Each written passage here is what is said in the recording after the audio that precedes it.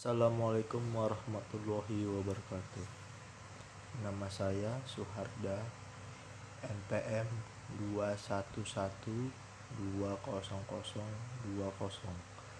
kelas SIP 2101.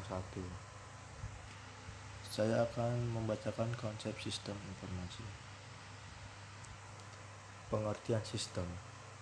Sistem berasal dari bahasa Latin dan bahasa Yunani, adalah suatu kesatuan yang terdiri atas komponen atau elemen yang dihubungkan bersama untuk memudahkan aliran informasi, materi atau energi untuk mencapai suatu tujuan.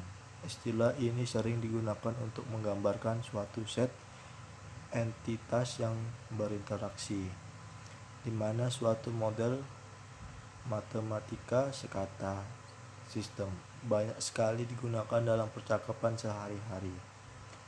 Dalam forum diskusi maupun dokumen ilmiah, kata ini digunakan untuk banyak hal dan pada banyak bidang pula, sehingga maknanya menjadi beragam.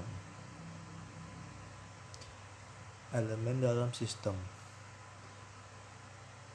Objek yang dapat berupa bagian, elemen, atau variabel. Ia dapat benda fisik, abstrak, ataupun keduanya sekaligus, tergantung kepada sifat sistem tersebut. Atribut yang menentukan kualitas atau sifat kepemilikan sistem dan objeknya. Hubungan internal di antara objek-objek di dalamnya. Lingkungan, tempat di mana sistem berada. Elemen sistem.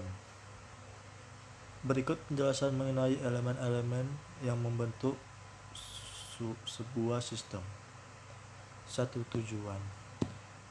Setiap sistem memiliki tujuan, entah hanya satu atau mungkin banyak. Tujuan inilah yang menjadi permotivasi yang mengarahkan sistem. 2. Masukan. Sistem adalah suatu yang dapat ke dalam sistem dan selanjutnya menjadi bahan yang diproses. Masukan dapat berupa hal-hal yang berwujud maupun tidak tampak. Contoh, masukan yang berwujud adalah bahan mentah, sedangkan contoh yang tidak berwujud adalah informasi, misalnya permintaan jasa pelanggaran. 3.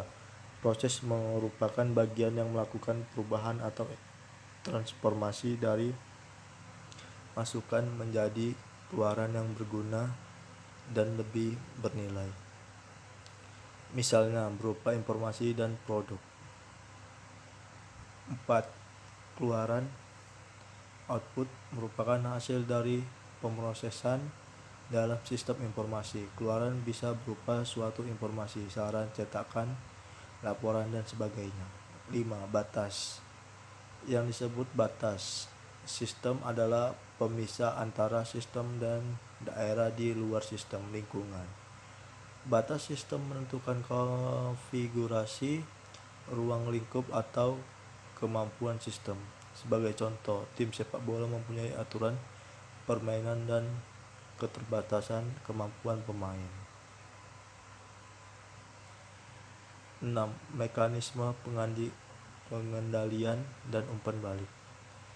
Mekanisme pengendalian atau kontrol mekanis diwujudkan dengan menggunakan umpan balik yang dicuplikan ke keluaran.